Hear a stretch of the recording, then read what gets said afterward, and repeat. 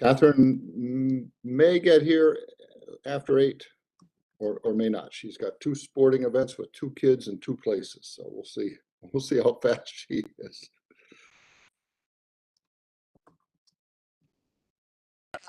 All right, you're all set. I know I'm better. All right. Good evening, everybody. Welcome to this virtual Clean Energy Commission meeting, West Hartford Clean Energy meeting. I'm Bernie Pelletier. I chair the commission, and this, as you can tell, this commission meeting is conducted as a virtual meeting. Members of the public can view this on West Hartford Community Interactive, Comcast Channel 5, Frontier TV Channel 6098, YouTube, and www.whctv.org. You can provide comments on the agenda by calling 408-418-9388, access code 2340-078-63001 is the access code. Thank you very much. And since it's a small group, roll call, I see we've been joined by Mark Merritt and Dan Becerra from the public, and we have Commissioners Mello, Sack, Dubuisson, and myself, Bernie Pelletier. And I just got notice that I'm reading an old script, so let me see what I'm doing. Okay, the meeting is only online. It is not on TV. Thank you very much. Okay, so that's our roll call. Could I get Catherine sent around the minutes from our last meeting. Could I get a motion to have those approved or any comments on those minutes? I'll put a motion to approve them. I'll second. Good. Anyone? No one opposed? Okay, the minutes are approved at 7:10. Thank you. A note, we're proceeding virtually because of the pandemic, as we know. The state authorization to meet in this way expires, I think, at the end of April. It may or may not be renewed, so just to let folks know, there is the possibility we will be meeting again in May. Possibly, I think we've had one physical meeting, as I recall. I think we were out in the parking lot, I think at a picnic table, trying to be safe. So I think we may be meeting again in May unless they renew this COVID provision that allows us to meet virtually.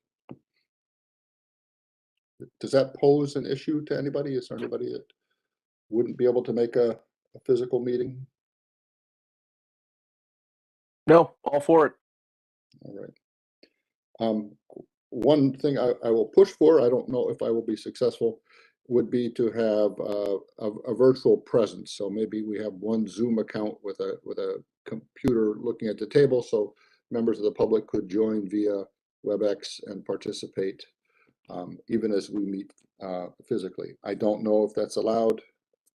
To be honest, the rules are hard for me to comprehend. We put up the agenda. We can go pretty quickly. And Stephen, we can come back to your question there. Am I displaying the agenda? Is folks seeing that? I see Dave nodding his head. So so old business. We had a good solar workshop in the West Hartford Library on last week. We had about I think over 40 people who were registered. I'm not sure how many attended. I was in webinar mode, so I couldn't see the participants. We had a presenter from Eversource, Hannah Savage, who manages the residential program. We had a solar installer, Shamay, from Earthlight. And Catherine and myself sort of presented the West Hartford perspective. I think there were a lot of good questions. We have the slide deck, which we will share, and there is a recording, but I could not find it on the library website, so I'll try to find that as well.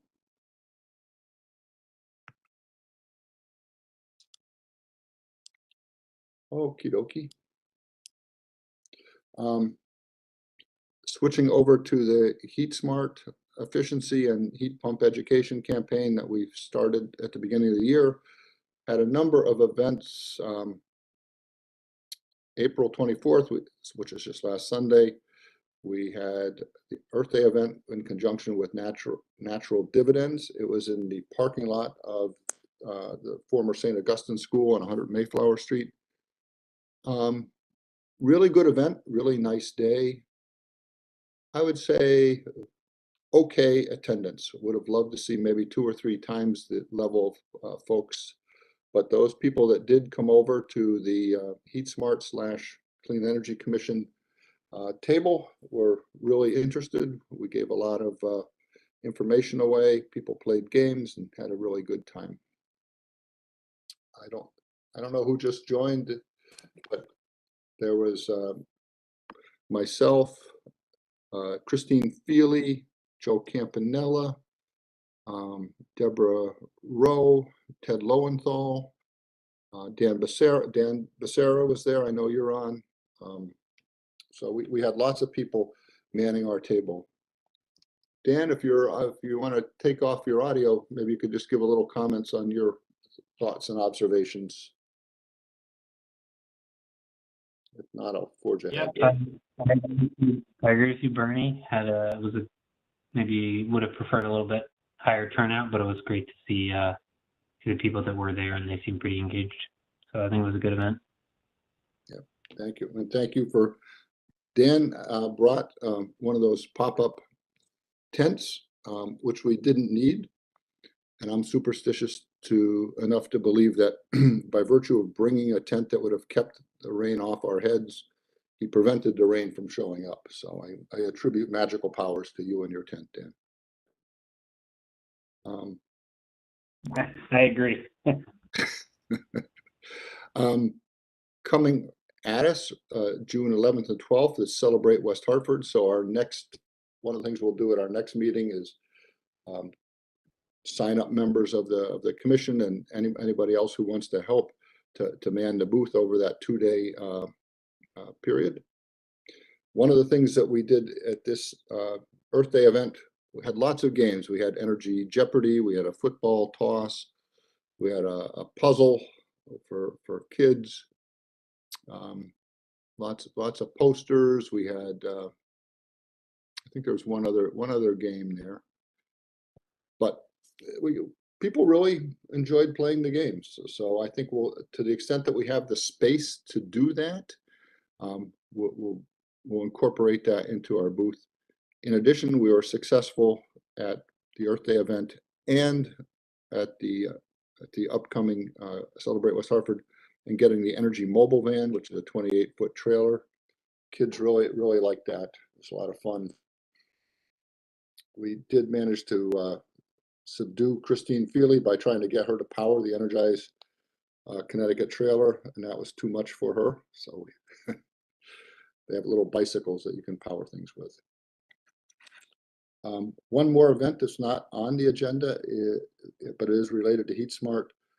On this Monday of this week, we had the Interreligious Eco-Justice Network, and go ahead and try to say that a few times fast, in conjunction with the Congregation Beth Israel, the Asylum Hill Church, and the Unitarian Church, put on discussion of home energy solutions as eco-justice.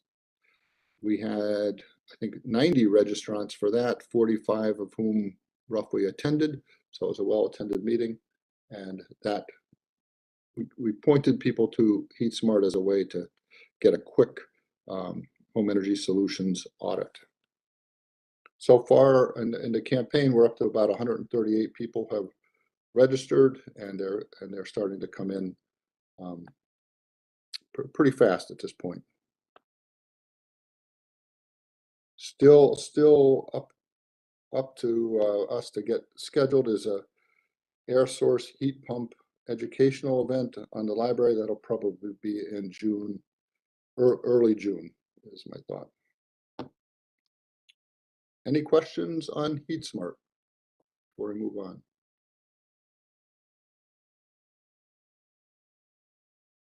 Okay. Steve, you and Kristen Gorski, Catherine, Chris Conway from the Chamber have initiated a session for business owners in town. You want to talk a little bit about what we got going on May 5th at 10 a.m.? Sure. So May 5th, we have a Zoom or WebEx call with somebody from ESC, Environmental Services, right here in West Hartford, Eversource, and somebody from Connecticut Green Bank to talk about essentially the home energy audits, but done on the commercial side. So we're trying to reach out to the business community to get them to do energy assessments and upgrades, and show them some financing and savings of ways to do upgrades at their businesses and commercial properties throughout town. So, and it's in conjunction with the Chamber of Commerce, Elmwood Business Association, West Hartford, or West Hartford Center Business Association, Bishop's Corner Business Association, all the business in town every. And so far, it looks like we're getting really pretty good response on that.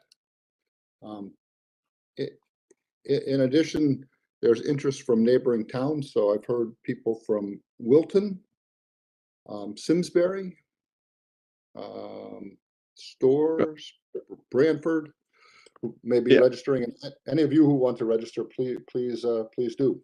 It's free, Yeah. it's a free event. These rules apply to any town in Connecticut. So it doesn't matter where the building is, as long as it's in Connecticut. So just kind of give you a broad overview of, there's so many different programs, kind of give people a broad overview and some ideas of things they could do for their business. And then they could take it to the next step further to really delve into it. Yeah, I don't think I'm trying to pull up the invitation to the registration for the event, but if you go to the West Hartford Chamber of Commerce, you can find it on their calendar section. So I really do recommend it. I'll email it if you're right now, Bernie. Is that you, Stephen? That would be great. Yeah. If this is successful, and it seems like it's going to be, I first have to thank Stephen for doing that. This is something that we on the commission, and before that the task force, have been trying to do for a long time and really haven't been successful. So I'm pretty jazzed up that we're potentially going to reach the business community. I will say during COVID, when I look at the business participation in these programs in West Hartford, it really fell off. So in addition to satisfying a desire of the commission to make this happen, I think it will be a real good thing for West Hartford businesses, coupled with the high energy costs that everybody is coping with right now. Great. And thanks for sending out the registration link to people. Yeah. Get that. Your email, Bernie. You should have it. Okie doke. So it's on the Chamber, West Hartford Chamber's website is where the link is. All right. Good. I'll come back to put it up so people can see it.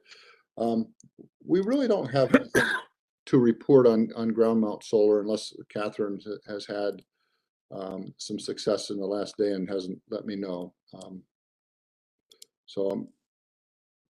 The history of that agenda item is that perhaps 3 or 4 years ago we had a complaint about a ground mounted solar, and the town council basically put the kibosh on these in most of the smaller lot areas of West Hartford. And so we think two things.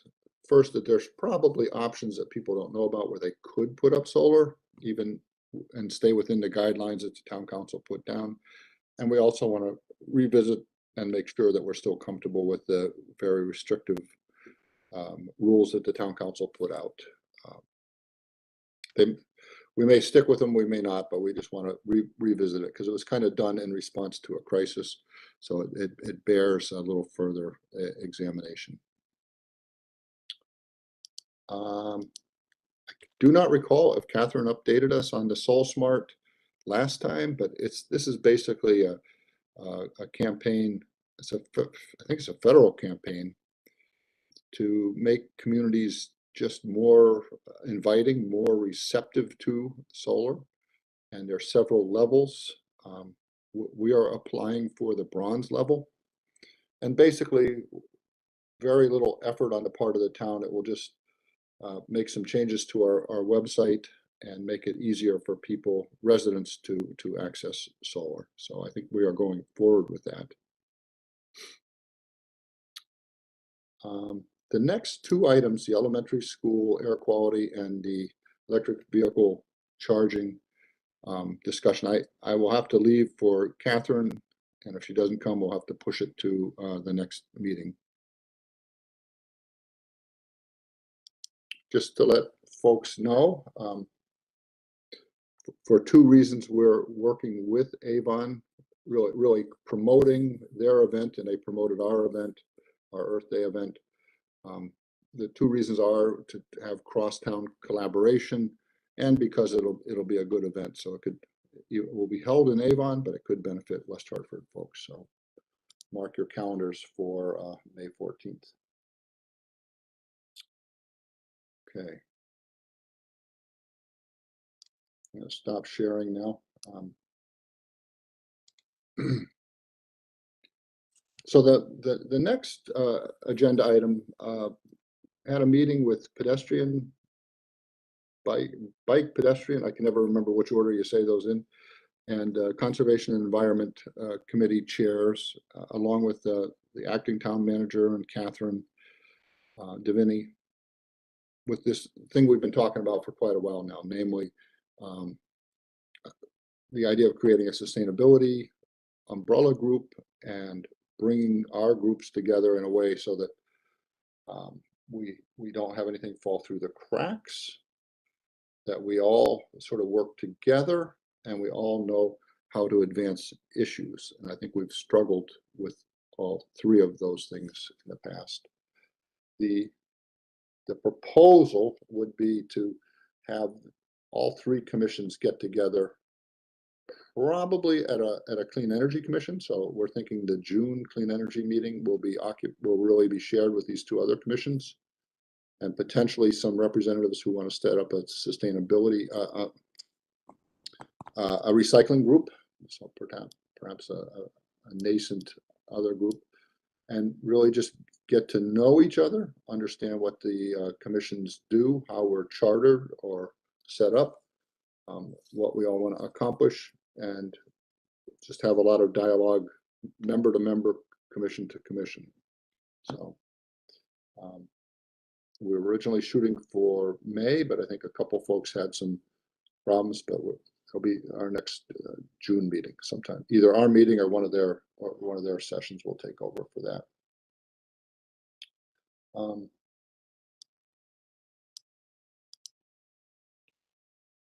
Let's see if I can find this agenda here that I'll try to share this again just to give you a sense of what's coming at us.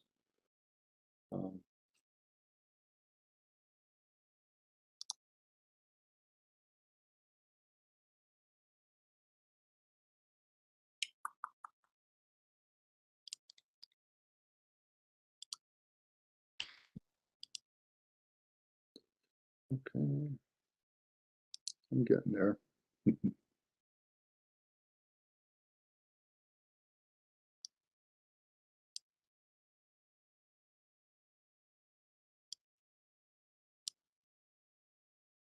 Let's see why right now I cannot. More options. Switch audio. Stop video.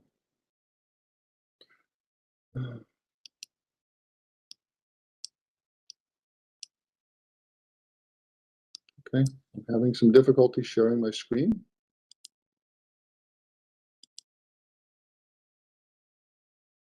Well, I can just let me just kind of read it off. you'll all receive the resolutions and ordinances that set us up in the first place. So in the case, our case, we were set up by resolution. And actually, as you've heard a number of times, we were supposed to be set up by an ordinance, so we have to be reset up, but nonetheless, you'll see what they said when they set us up by resolution. We're thinking that we'll mix up the groups, so we'll probably the classic have a break into small groups, and there'll be somebody from the Energy Commission, the Ped Bike, and the Conservation group, and we'll break up in small groups and then come back together. This will be a chance for everybody to get to know each other. Steve, I think you tried to do that on Monday night, right?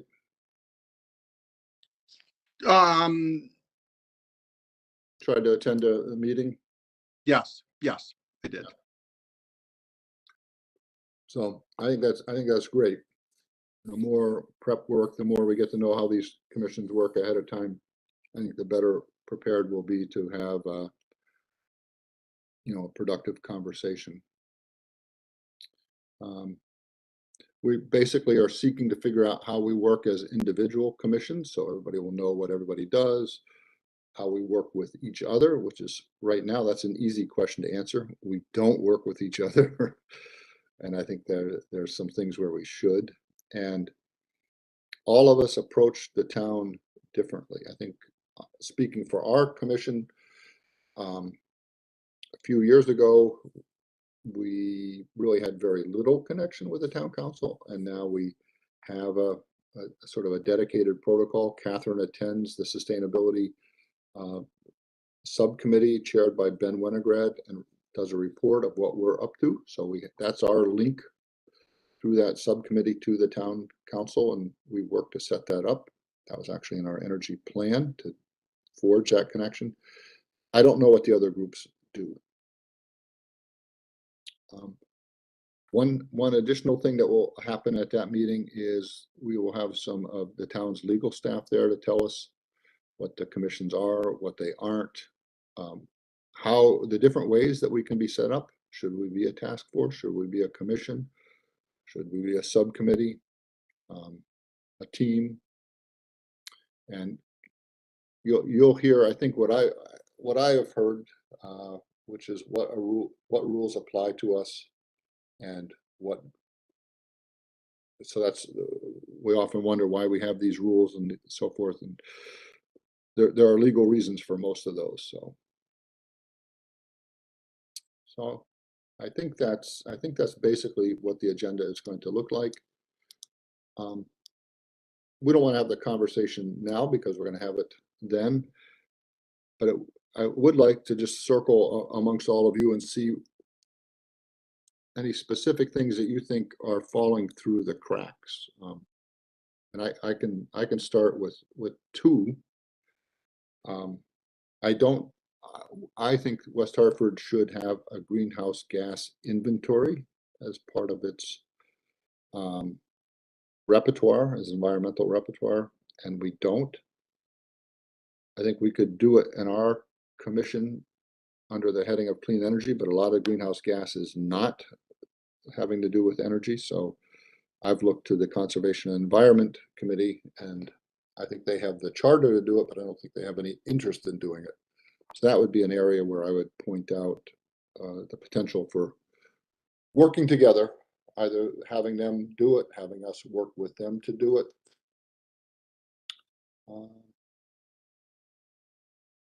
Steve, you have any thoughts, things that you wish we were doing, things that were different? Well, I think, the big one I think is starting to get resolved here of the realigning these commissions. Don't mix, maybe reduce some, merge some together, so that we can communicate to one another. I go back to the last meeting we had, talked about the leaking natural gas. That was brought up. I don't know if everybody really understands that, the way the system is set up right now, the gas companies actually charge the users of natural gas for the gas that they leak. So I don't know if people know that. They're allowed to, if you look on your natural gas bill, there's a line item for lost and unaccounted for gas. So the leaking gas in the streets, they get to bill their customers for it and get paid for it. You know, I wonder if we should put a resolution to the town to maybe get the gas companies to start fixing these leaks. You walk through it, it's pretty bad. Sierra Club did a great independent study of the amount of leaks, and they're allowed to leak up to like 3 or 4% of the gas. Yeah, I'm with you for sure on there's multiple tentacles to that. There's the waste, there's the financial cost that they put 100 units in the pipeline, but we only draw out 96% of those units, but we pay for 100. So I think there's that issue. Not to mention it's a potent greenhouse gas. It's worse than CO2. So on multiple levels, I think that's something we have to press. And I think it is. One could argue that should be a state initiative, but I disagree. The gas is leaking in our town. I think we have something to say about that. That falls under the heading, under the charter of the Conservation and Environment Committee. So that would be a thing where I think something is falling through the cracks. Dave, you got any thoughts of anything that you think we should be doing that we're not doing? And Steve hit it right on the nose there. I was thinking the same thing.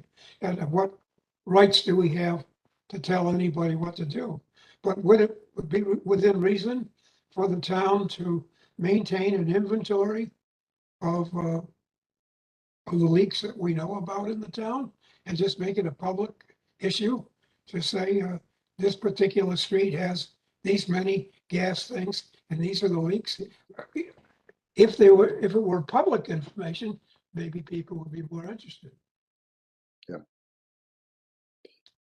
I quite agree. And just by the way, when people do a home energy solutions process, one of the things that the utilities do is they do a gas leak test in your house. And I was very surprised that I had several gas leaks down in my basement. So they're leaking in the pipelines, they're leaking in people's homes. It's an issue. Max, how about you from your standpoint? Yeah, I like the leaking pipes as well. The other one that comes to me is EV charging. Is there any effort that we could do that would be helpful in that regard? I know I don't know. Are there programs that we should be sort of trying to tout with business owners? Yeah, Our Catherine meeting bring that up. Catherine has a report on that. I think there are monies that we have access to, and there are more coming, or at least that's the word. But there's a lot of work to be done on EV charging. With what Max said, with the development continually increasing here in town, should we actually put something together that says to the town, as a part of the development of any existing old things they're refurbishing, that they have to add some sort of EV station for their residents? I can't remember if that was in there, but I mean, they're requiring certain parking spots for any buildings that are going up or apartments. Why not require some of those to be EV parking spots? Or maybe one EV charger per X parking spaces. So Right. Somebody's only putting in 2 spots, they don't have to put in a charger. But if they're putting in 20, there's got to be a charger or something like that. You're being too nice, Max. Sure that within the last couple days, a bill that would allow tenants the right, so long as it was not an unreasonable burden to the landlord, it would allow us the right to, at our own expense, to put in EV chargers. So there's And I think that's hot off the presses. I think it went through one of the other chambers of the legislature. I don't know if it made it all the way through. Yeah, and I think that's within our power to do. We can't do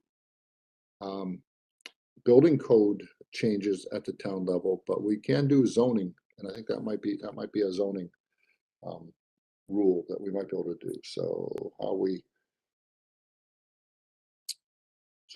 make sure that people who don't have single family homes really have shared electrical infrastructure can get. I don't want to burst your bubble, Bernie, but the guys from Eversource who was on a preliminary call for our meeting on May 5th, they're like, we don't really want to push EV charging stations because the grid can't handle it. They said that? Yeah. I'll be doggone. Yeah. That's literally the first time I've heard that. Yeah, that's what the guys from Eversource said on the call. You know, we know it's a problem out there, but they're starting to finally step up saying it. Steve, what was that group? What group were you on? Do you remember the individual? I gotta go back and look at it, but I know I gotta go back and look and find that guy's name from Eversource that was on the call with us. Okay. Well, but Kristen Gorsuch was on the call and some other people. So yeah, that's what he says. Well, we don't really want to talk about it because the grid system just really can't handle it yet. Well, that might be the case, but that's the first time I've heard that, and I think there's a lot of ways around. But good intel to know. Dan or Mark, if you any thoughts come to say you've heard EV charging, parking, gas pipelines, greenhouse gas inventory, any other issues that you think of? Bernie, not that I can think of other than what I just added. Great. One thing that is out there, which we haven't looked at very much, is starting 1/1/2022, the Green Bank has a battery storage program, which has a residential component and a commercial component. So that would fall squarely within our. We don't need to have a sort of cross commission discussion to address that, but it's just okay. So I imagine that the little mini discussion that we just had just now would be echoed in each of the other commissions. They probably have issues that they can't get to. Another big one, we can address clean transportation, clean energy for transportation. That might be biofuels, that might be certainly EVs that we talk about. But really, right now, the Clean Energy Commission doesn't have a lot of standing in the area of public transportation or bikeways or pedestrian ways. So that would be a great area for us to collaborate on as well. Okay.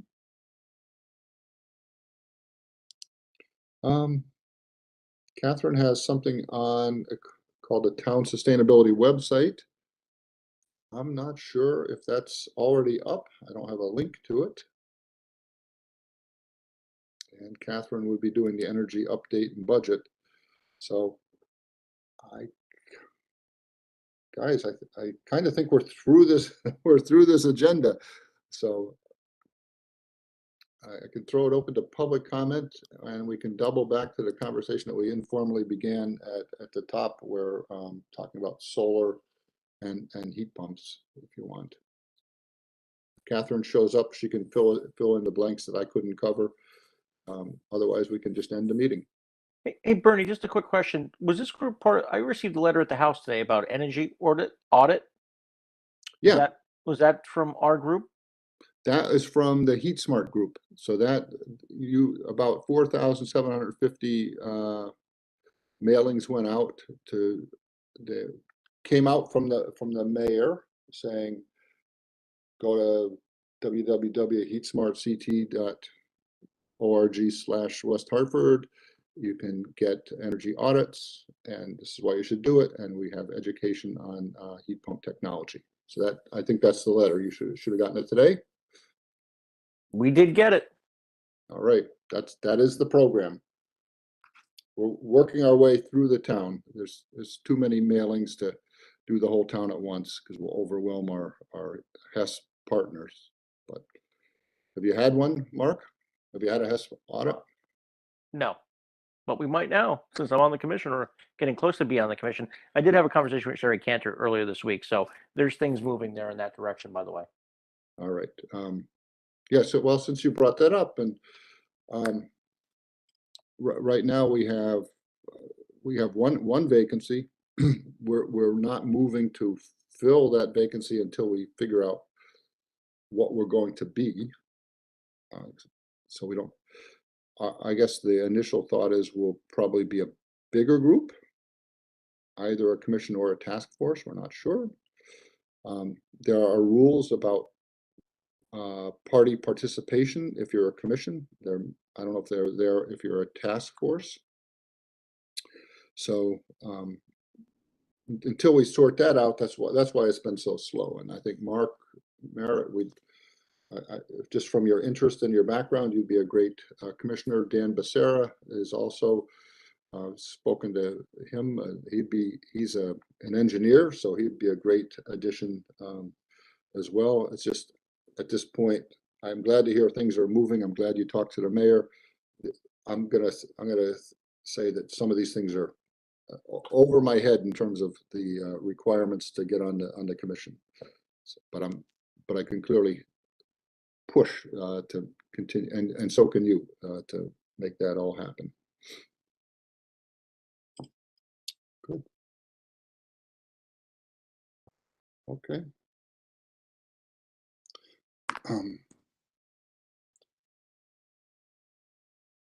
So I'll give everybody a little math puzzle. Steve, you asked at the beginning. You have a 2,000 square foot house that is heated with a heat pump. How many solar panels would it take to power that house? Right, that was the question. Yeah, yeah, or how many kilowatt system do you need to cover that? Yeah, and I'm going to answer it in two chunks, and what I'm about to say is thinking off the cuff, but we can firm it up. A typical home, and I think a 2,000 square foot home would be a typical home. Typically requires about a 7 kW system, which puts out 8,400 kilowatt hours, and I just saw this on the library presentation. I think that EverSource will give you about 4,000 kilowatt hours of sort of extra capacity if you put in a heat pump. So in other words, they restrict the amount you can put on your roof to your load. If you tell them, I don't have a heat pump now, but I'm going to get a heat pump in the future, I think you can add something like a number of panels that will give you an additional 4,000 kilowatt hours. So I think that would take you from a 7 kW system to something like be a 12 kW system. So that's my temporary answer until I can sort of do the math on that. Does that get at what you were asking? Yeah, so you think like a 12 kW system? Yeah. Okay. There's a lot of ifs. Like Max was saying, he uses heat pump as supplemental heat, so he doesn't use it year round. So he might use less. Yeah, I know it's like you know, the AC system running backwards. So how many panels do you think that would take on a roof? It depends on what size the panels are. I think it's possible to have 350 kilowatt, 350, so divide 7,000 by 350. So I think that's, hang on a second. 20. Yeah, something like, yeah, I think that's 20. I used to be a math major. I got an adding machine. I'm not that smart. Not that. Yeah, it's about 20 panels, I think. You need about 20 panels to run this thing. For the 7K, and then if we just say another, You're gonna need 40 panels then. something. Let me just divide by 350 again. Yeah. So yeah, something like 34 panels would be my rough guess. Max, you don't have solar, do you? No. No. We went through getting quotes and it just wasn't right at the time. Yeah, it may or may not make sense. But that was several years ago. So we've been talking about doing it again. Yeah, and there's a similar amount, Steve, if you want to take the heat pump and add on EV, that adds on an additional load, but I don't think we're going to power every single thing. This electrification, we can definitely help with our rooftops. I don't think we're going to power everything in every house with it. Yeah.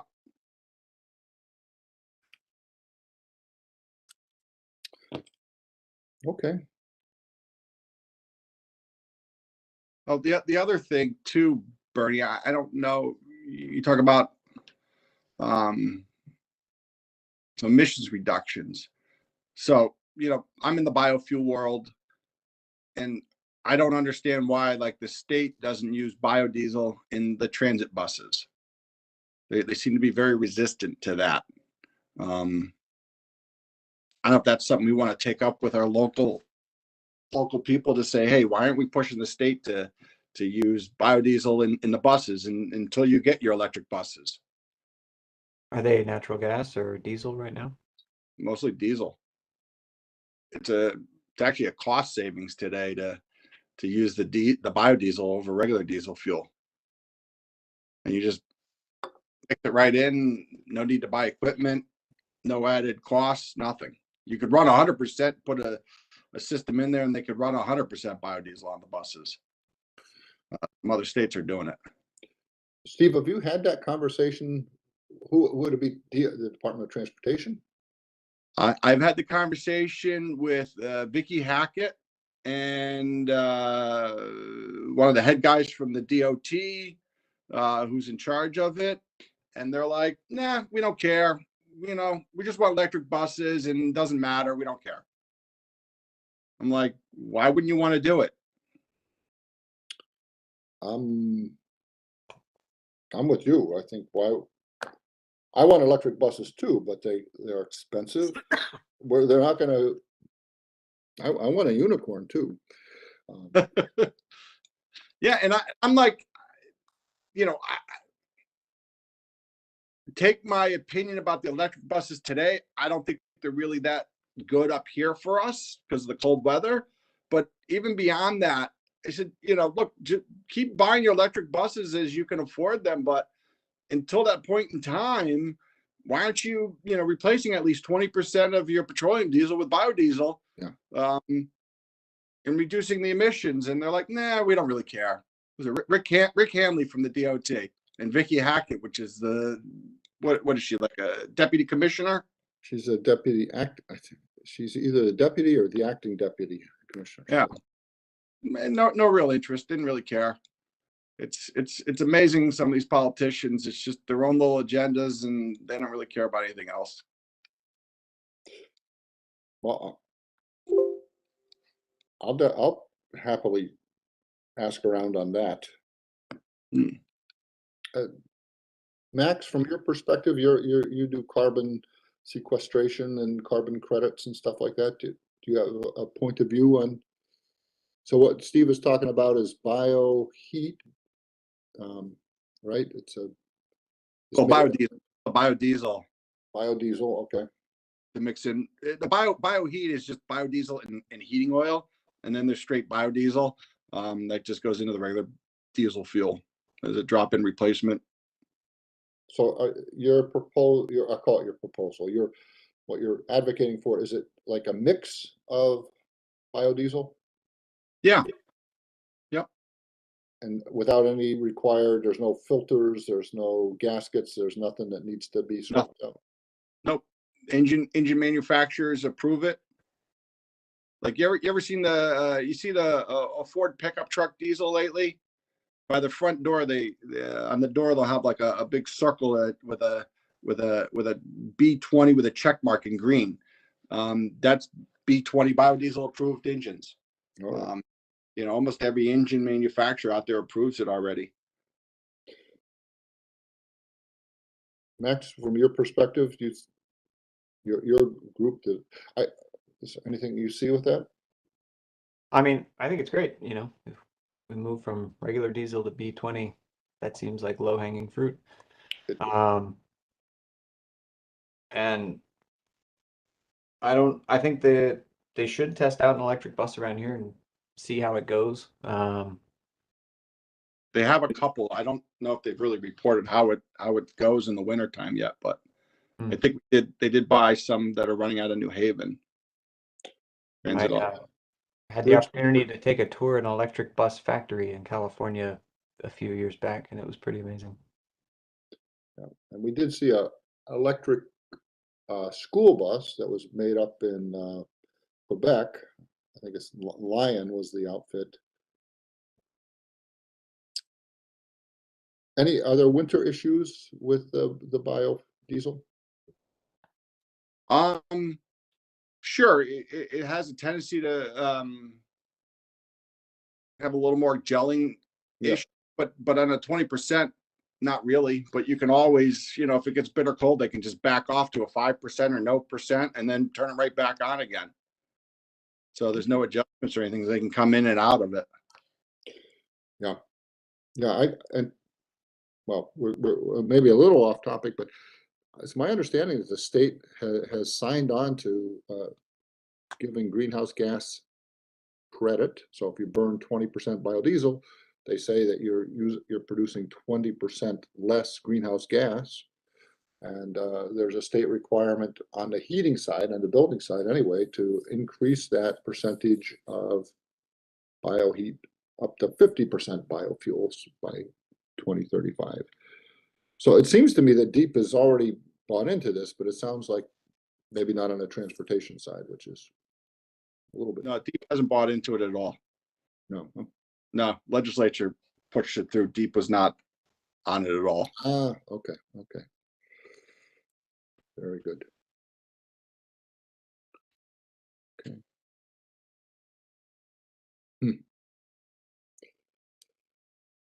I don't know. I look at the CO2 numbers every day, and they go up almost every day.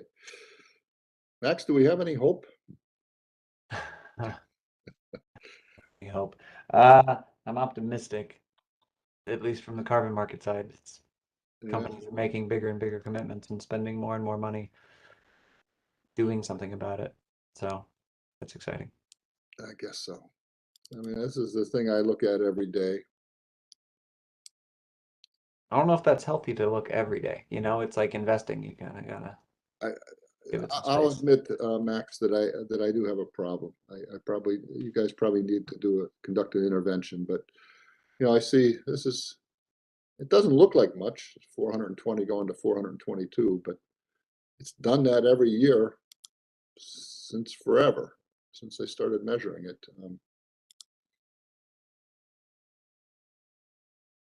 And it's pretty scary. The interactive plots is what I look at. Yeah, so this is what it looks like. Just up it goes. And I guess what's safe? This, if you believe McKibben, 350 is safe. So we're way over the safe zone. And Steve, just to maybe I'll get you as cranked up as I am. If you look at your old friend methane, its rate of increase in the world is going up even faster. So that's a problem also. Anyway.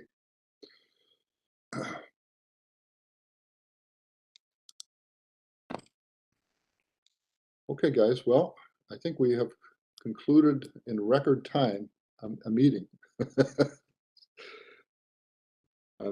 Thank you very much. The next time we get together, we'll have a little bit more prep for